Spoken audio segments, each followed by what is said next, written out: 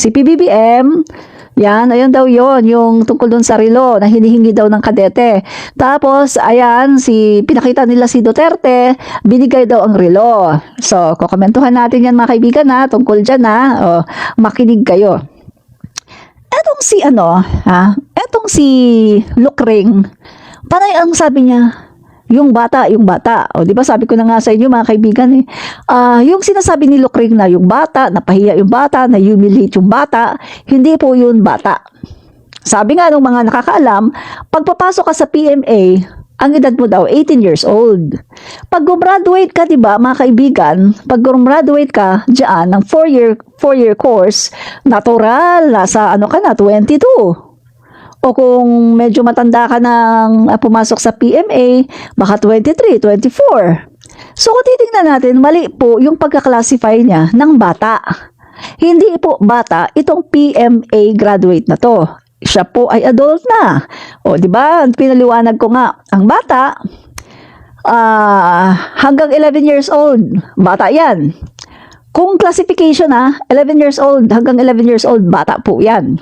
Pagtungtong ng 12, adolescence. Pero bata pa rin ang tawag natin. Pero adolescence na yan kung saan andun na yung pagbabago sa katawan ng babae at ng lalaki. Pag nag-edad yan ng 13 hanggang 19, ayan na yung teenagers, di ba? So dahil lalaki itong sinasabi niyang bata, gamitin natin yung sa panlalaki. No, hanggang 19, no? Teenagers. 20, yan yung yan yung between yung pagiging teenager tapos papunta sa kanyang manhood, yan yon, no? Pagdating ng 21, ayan yung tinatawag na debut, no? Na kung saan ang isang lalaki ay parang pinapakawalan na siya, pwede na siyang kung gusto niyang sa kultura nating mga Pilipino, katulad yan ng pagdedebut ng isang babae, 18 years old. Sa lalaki, 21. Bakit sa babae 18? Bakit sa lalaki 21? Kasi ang sabi, mga kaibigan, ang babae mas madaling mag-mature. Mas madali rin na magbago yung katawan, no? So, 18, adult na. Yun, papunta na sa adult. Samantalang sa lalaki, 21. So, eto mga kaibigan. Graduate ng PMA. So, ibig sabihin, hindi siya bata.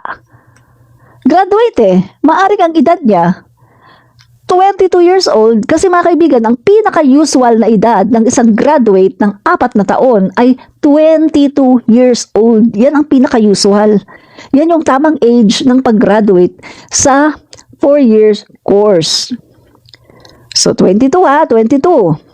Pagdating ng, pag 21 ka na, pag tungtong mo pa lang ng 21, debut ng isang lalaki, guys, pataas yan, adult ka na. Hindi ka na makukonsider na bata. So, ibig sabihin, mali yung sinasabi ni Lukring na bata. Panay siya sabi na, yung bata, na-humiliate yung bata, puro bata ang sinasabi ni Lukring. Samantalang hindi naman yun bata. Graduate nga ng PMA. No? So, ang age noon malamang 22. So, hindi siya bata. So, maling-mali na sabihin na siya ay bata. So, kung hindi siya bata, adult na siya, ibig sabihin, alam na niya kung ano ang kanyang ginagawa. At mga kaibigan, yung sinasabi ni Lukring, na hindi mo ba alam, magpapakamatay yan para sa bayan. Pagkatapos, ayan, pinahiya mo. Hindi mo ba alam na, yung graduate na yan, yan yung magpapakamatay, yung bubuwis yung buhay nila para sa bayan. Drama, no? Drama ni Lukring. Mga kaibigan, eto ang sagot ko. Okay. Unang-una sa lahat, Lukring, no? Okay, babasahin ko yung aking Unang-una sa lahat, eto yung post ko kanina. Ang relo ni PBBM ay may sentimental value. May sentimental value sa kanya. At bukod pa dyan, mga kaibigan, alam naman natin na napakamahal ng relo ni PBBM. Milyones ang halaga ng relo ni PBBM. At yun ay ginamit pa ni PBBM sa isang historical event ng inauguration nung siya ay manalo sa pagkapangulo sa National Museum. So, ibig sabihin, yung relo ni PBBM, mga kaibigan, pagdating ng araw, ilalagay na yan sa National Museum kasi historical yan eh. Katulad ng Bible na ginamit ni President Marcos Sr. na historical na rin, mga kaibigan, na nilalagay sa National Museum.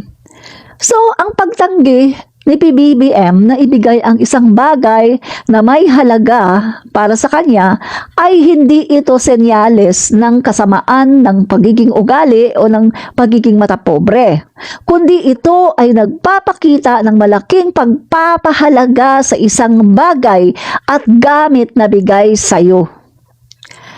Una, magkaiba. Pangalawa, magkaiba ang kultura ni PBBM at RRD. Una sa lahat, si PBBM Ilocano.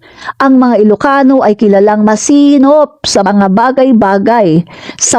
Samantalang ang mga Bisaya ay kilala naman na bulagsak pagdating sa pera. Tayo, mga Bisaya, yung tinatawag, karamihan sa atin, although hindi lahat ng Bisaya, pero karamihan sa atin ay one-day millionaire. O yung mga Bisaya dyan, yung mga taga Mindanao dyan, na katulad ko, huwag mag-deny-deny dahil kultura natin yan. Talagang marami sa atin one-day millionaire, bulagsak tayo sa pera. Huwag nang mag-deny-deny. Ako, aminado ako dyan. Parang galit ako sa pera. Pag may pera ako, kahit gaano kalaki, isang isang bagsakan. Diba? So, huwag lang mag-deny-deny, mga kaibigan. Ganyan po, parang nagiging kultura. Sabihin man ng DD shit, na itong babaeng to stereotype, itong babaeng to kulang ito sa edukasyon, itong babae to nilalahat ang mga Bisaya. Mga Bisaya, pag nakita nyo, itong babaeng to, alam nyo na kung anong gagawin nyo. You can hate me, you can cancel me, you can slap me, kung makita nyo ako, but I'm just telling the truth and nothing but the truth. Ganyan po ang mga Bisaya. Kung kayo, hindi kayo ganyan, hindi kayo ganyan, huwag kayong masaktan. Diba? Pero, ako, ganyan ako eh. Sa pamilya namin, Diyos ko, yung mga kapatid ko, pag may pera, punta sa shopping, pag may pera, bili pagkain, bongga-bongga, waldasera, mother ko rin, although nagtatabi-tabi siya, pero mahilig din siya magbili-bili, ganun ba? So, iba po ang kultura ni PBBM, Ilocano, matipid. Napakasinop ng Ilocano pagdating sa pera. Matipid ang Ilocano. So, iba po ang Ilocano sa Bisaya. Sabi ko nga sa inyo, kaming mga Bisaya, kilala sa waldasera, bongga! Bongga! Kapag merong mga party, bongga! Talagang magpapakain, talagang grabe. Si Amy Marcos nga din, sinabi na ba ni Amy Marcos? Pag nasa bahay sila, pag yung tatay niya ang nagpaluto, diningding. Talaga daw tipid.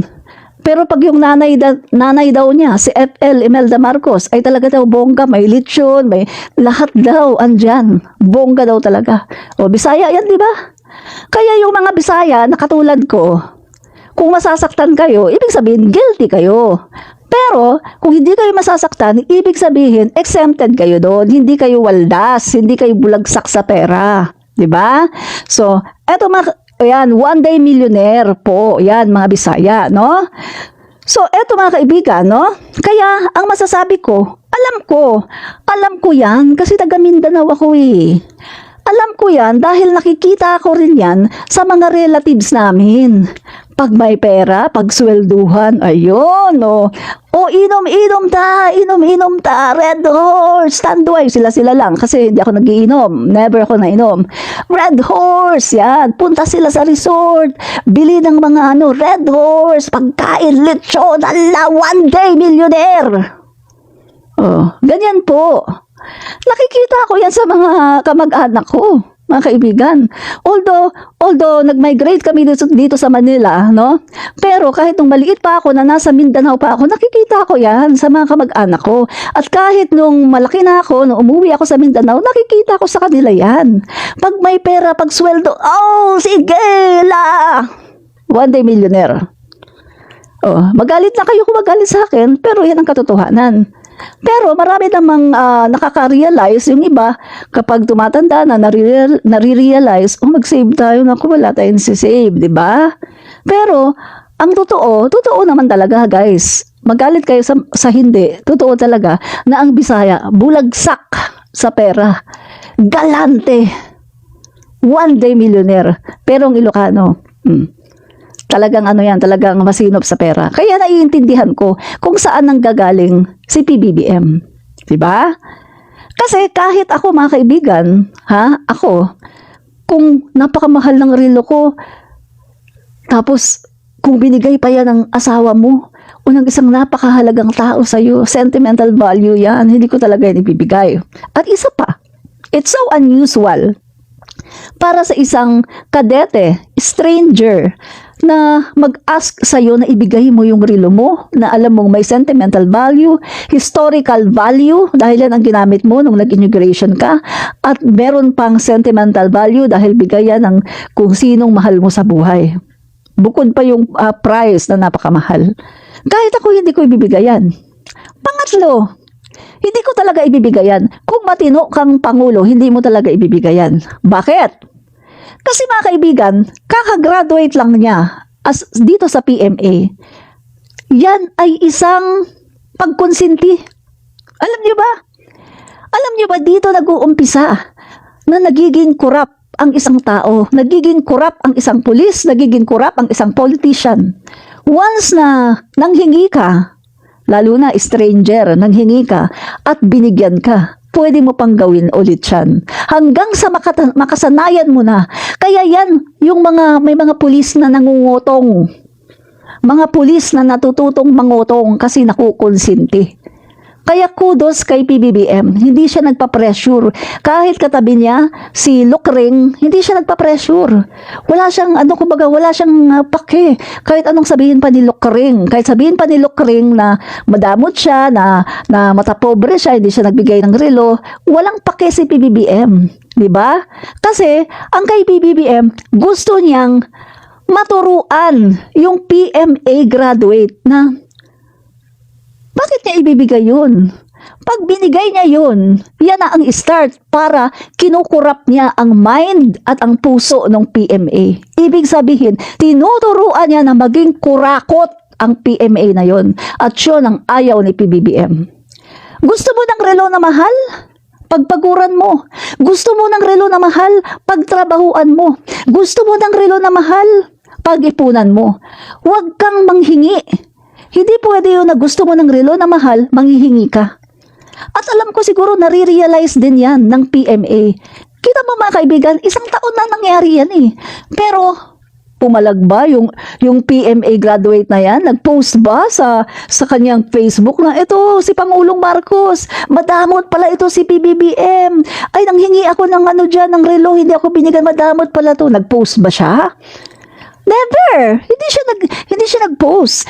Dahil, mga kaibigan, na-realize din siguro niya na mali ang kanyang ginagawa. Na hindi tama ang ginawa niya. Kasi once na binigay mo doon, kinurap mo na siya.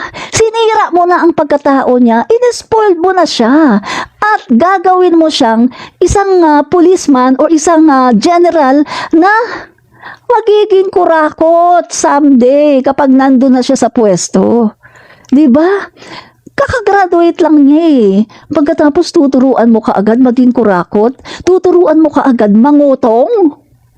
Which is nakikita natin na yun ang gusto na i-insist ni Lucring na dapat daw ibigay. So makikita na natin dito ang malaking pagkakaiba ng values ni President Marcos at nitong ni Sara o ni Lucring. Si PBBM hindi nangungonsinti. Itong si Lucring nangungonsinti. Si PBBM ayaw niyang maging corrupt yung PMA na yun. Si Lucring gusto niyang maging corrupt yung PMA na graduate na yun. Si PBBM gusto niyang matuto ng bribery. Si PBBM ayaw niyang matuto ng bribery yung PMA graduate. Si Lucring tinuturuan niya kung paano yung bribery.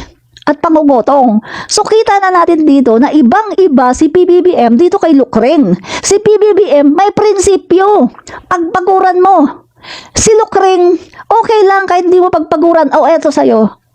Ayan sa'yo. Napakabilis lang niyang magbigay dahil ang pera hindi niya binavalue, dahil napakadali lang niyang magkaroon ng pera sa dami ba ng salaki ng kanyang confidential funds.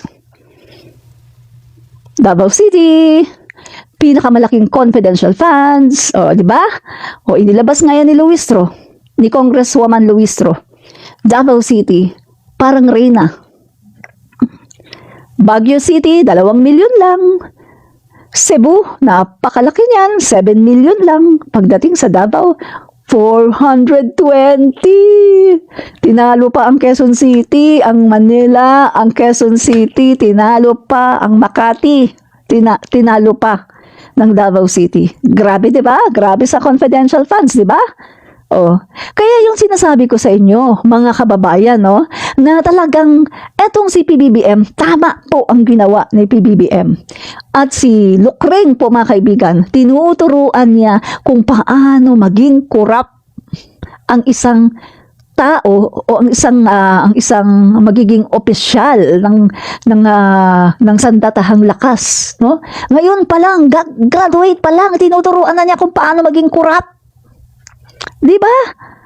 Yun ang katotohanan, mga kaibigan.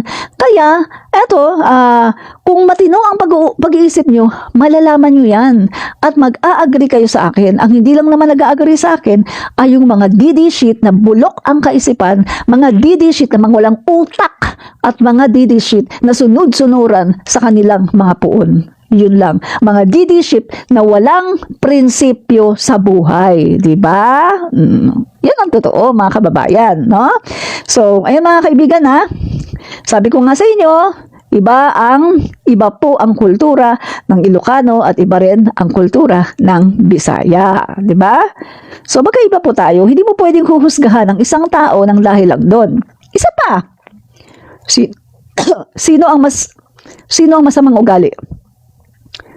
Yung tao na ginawa ang tama, na hindi binigay ang kanyang relo dahil yun ang tama. O yung isang tao na nagkukunwari na concern, na concern daw siya sa feelings ng bata daw. Hey, 22 years old pataas, bata. Palagay ko, kailangan mo talaga ng doktor. Doktor na ang kailangan mo. Diba? Hindi ka na marunong mag-classify. Diba? PMA graduate? Bata?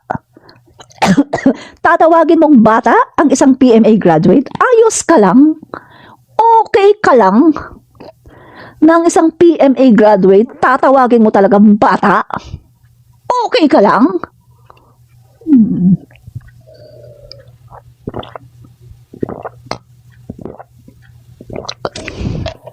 Plataforma. Ito pa, hanep sa fake news. Guys, wala daw plataforma si PBBM. Alam nyo, muntik na talaga ako mahulog sa aking kinauupuan nung narinig ko na wala daw plataforma si PBBM. Guys, nagpapatunay lang ito ng kanyang pagiging bugok. Bugok talaga siya, mga guys. Alam niyo kung bakit? Paulit-ulit nga, diba? Si PBBM naglalatag ng kanyang plataforma. Una sa lahat, gusto ko lang ipaalam sa inyo na si PBBM nakadalo siya sa ilang mga debate. At tinatanong si PBBM kung ano ang kanyang platform, tinatanong siya kung ano ang kanyang magiging solusyon sa mga ganitong problema. No, nakailang debate si PBBM bago siya talagang aside from SMNI, dun sa appearance niya sa SMNI, meron siyang mga naatenan na mga debate. So, mga kababayan, doon pa lang nasasagot na ni PBBM yung mga tanong sa kanya. At kung tungkol lang dan sa plataforma na yan, anong sabi ni Sara Mau?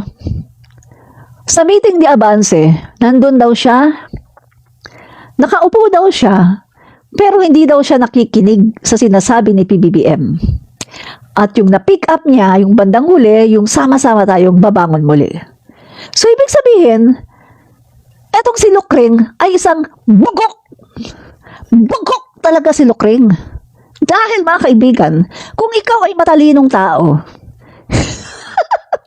kung matalino kang tao mga guys, attentive ka dapat. Ganon ang matalinong tao, nakikinig, attentive, alam niya ang nangyayari sa paligid niya.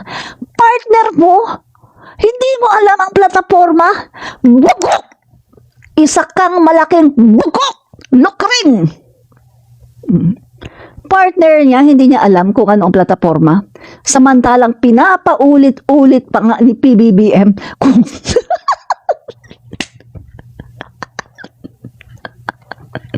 pinapaulit-ulit pa nga ni PBBM kung ano ang plataforma niya.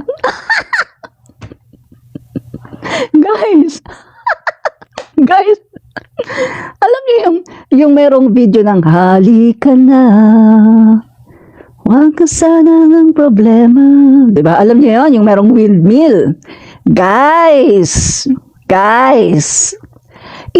para maintindihan at para matandaan ng tao, inilagay ni PBBM ang kanyang plataforma sa isang video.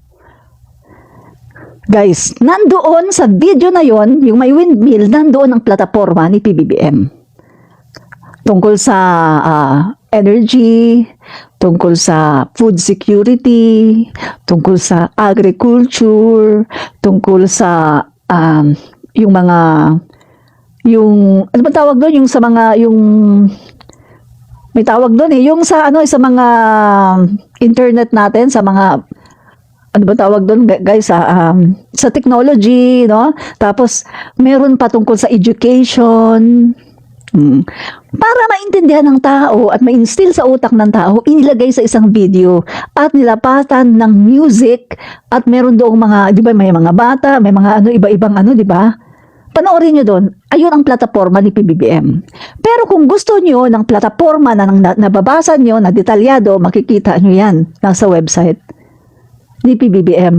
At makikita nyo rin yan. Meron ding mga explanation ng kanyang plataforma nasa page niya, Bongbong Marcos. Diba?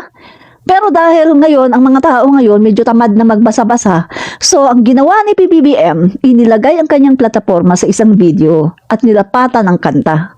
Yung merong windmill, nandun po ang plataforma ni PBBM. So, ano masasabi natin kay Lukring? Bugok! Si Lukring ay isang bugok. Hindi siya attentive. Biruin mo mga kaibigan, kasama niya palagi si PBBM, Luzon, Visayas, Mindanao. Nangangampan niya, katabi niya, pagkatapos hindi niya alam ang plataforma. Bugok! Isa siyang bugok. Kasama mo, hindi mo alam kung anong plataforma. Napakabugok mo! Lukring! Biruin mo malaking backlash yan sa kapagkatao niya. Biruin mo mga kaibigan, napakatanga niya at napakabobo na yung kaibigan, yung kanyang kapartner, hindi niya alam kung ano ang plataforma. Hello, sumasama ka, nakikipag-partner ka sa isang tao, nakikipag-unity team ka, pagkatapos hindi mo alam ang plataforma. Bobo! Isa kang napakalaking bobo. Yun ka.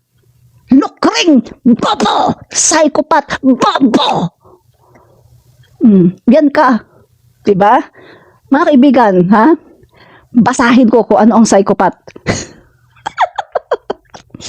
Eto basahin natin kung ano ang psychopath. Psychopath talaga siya, bobo.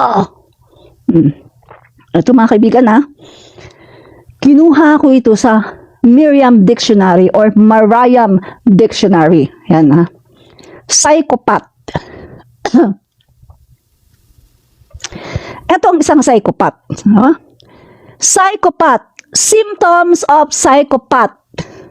A mentally unstable person. A mentally unstable person. Especially a person having an egocentric. Diba? Guys, egoistic si Saramaw. Napatunayan na natin sa ilang beses na si Saramaw o si Lukring ay egoistic. Napatunayan na natin yan. Mamaya magsasite ako na example. Ano pa? Ang sabi dito, ang isang psychopath, mga kaibigan, ay antisocial personality. O diba, sabi nga niya, nag-iisa na lang ako dito. Mag-isa lang ako dito. Sila lahat, magkasama sila. Pinagtutulungan nila ako. Magkakasama yung mga adik, mga drug lord, yan, yung mga politiko, yung mga magkakasama sila lahat. Ako, nag-iisa lang ako dito. O diba, psychopath? Psychopath. Diba? Antisocial. O. Tapos, anong off comments mo? Hindi off ang comment ko, engot. Kaya nga nakakapag-comment ka kasi hindi off ang comment section ko. Ano pa? Bukod sa pagiging antisocial, marked by a lack of remorse for one's action. Kita mo? Lack of remorse for one's action. Di ba, mga kaibigan? Kaya pala ganun ang pagtingin niya kay PBBM doon sa Rilo-Rilo issue. Ano pa? An absence of empathy. So tama ang sinabi ng nanay niya na siya ay heartless. Si Lukring ay heartless. Si Lukring, walang empathy. Lack of empathy. At ito ang pinakamatindi, guys. And often, makinig kayo, mga didishits! Makinig! And often, criminal tendencies. Didishits! Makinig kayo! And often, criminal tendencies. Diba? Criminal tendencies. May criminal tendency siya. Ay, ini-imagine nga niya na pinuputulan niya ng leeg si PBBM. Yun lang nangyari, in-imagine na pinuputulan ng leeg. Hello mga kaibigan. Ang sabi nga sa Biblia, kung yung laman ng puso mo, yun ang naiisip mo at madalas yun ang nasasabi mo. Kasi yun ang laman ng puso mo. Indebted na sa'yo, sa puso mo, sa isipan mo, rooted na yan sa sistema mo, embedded na sa sistema mo, na kapag meron kayong kagalit, tsugi! Pag meron kayong kagalit, tsugi! Ang dami niyong pambayad sa panchuchugi ng tao. Kaya ang hihilig niyo sa confidential funds dahil ang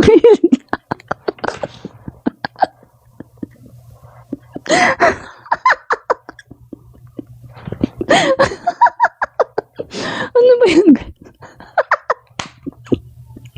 Just wait.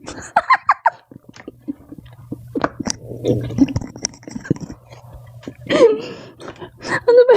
Just me.